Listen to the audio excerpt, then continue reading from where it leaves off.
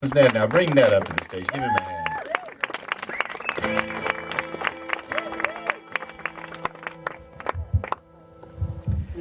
All right. So, being a hopeless romantic only means that I am irrationally hopeful. And I remember the first time that I realized how hopeful I was in fourth grade when I gave a girl a poem on the stairs of our school.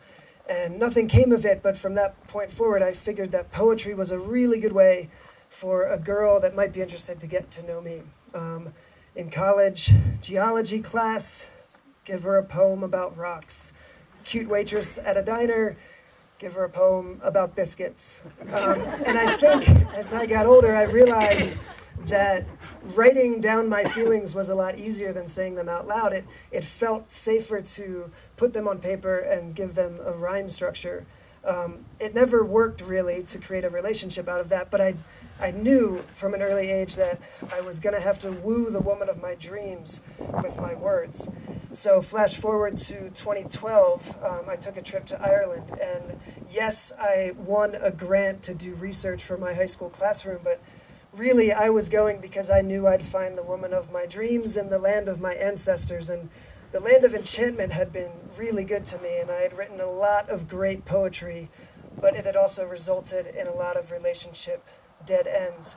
So in thinking about my trip to Ireland, I wanted to make sure that I was prepared to speak my poetry because writing it hadn't worked. And if I was going to the island of bards, I would really need to bring my A game for the women there.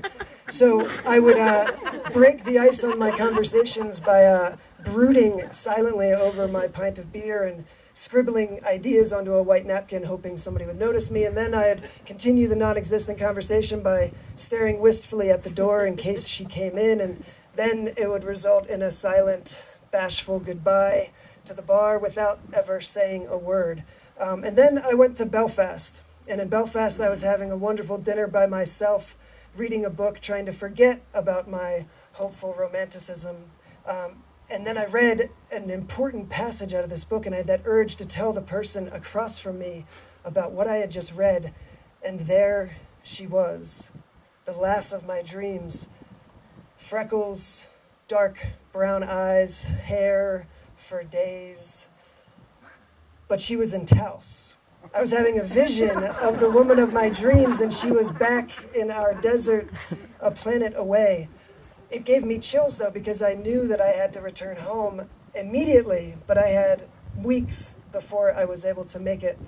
When I did get back, I was ready to write the poem of a lifetime for this person.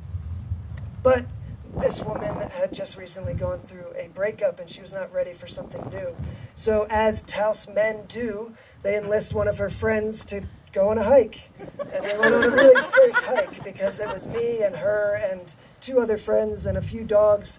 And I got to know her, and I got to hear about her pain and her guardedness. And I hope that I had the chance to show myself to her and be there for her and just be an ear that she could talk to. I went home that night dizzy, and I wrote an amazing poem, but I knew I couldn't show it to her yet. I knew that I needed to be direct and speak my poetry. I couldn't just hand her something. So time went on, and I was able to hang out with this person a few more ways, more hikes with friends. I'd go to the bar where she worked and was a server. So every time I saw her, we couldn't sit down. We finally did get to sit down, and she told me that she needed to take a trip to tap into her roots and go to Asia. And I was like, yes, that is the kind of adventure I went on. You need to do that. She said, but I don't know when or even if I'll come back. And I said, yes, you have to do that. I tried to assure her that this is exactly where you are right now. This is where I was, and I am back here, and I'm going to be here when you get back. And she didn't believe me. And in the past, this would have been the moment where I hand her the poem and have her read my heart, but I knew that this was not the way to do it. So I tried a new strategy, and it was audacious, overconfident declarations of truth. And I said, I know that you are going to go away, but I really like you, and I think that you really like me. And she laughed at me, but she didn't get up and leave the conversation. She stayed. So I kept going, and I said, I know this sounds weird, but I just think that we're going to be together, so you should take your time and take as long as you need on that trip. Wouldn't you know, she didn't believe me again, so I said the phrase that I will never live down, but I will always try to live up to. I said, don't worry, I think that we're going to have amazing sex. And her eyes bulged like a Looney Tunes character, and she laughed at me, and I laughed at me too, and we kind of talked about how absurd it was to say that.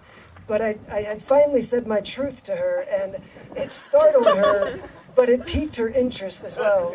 And I think the idea here is that poetry is a beautiful way to express yourself. But if love is going to save this world, like I think we all agree it will, and the woman of your dreams needs convincing that you are probably the man of hers, you just have to get to the fucking point.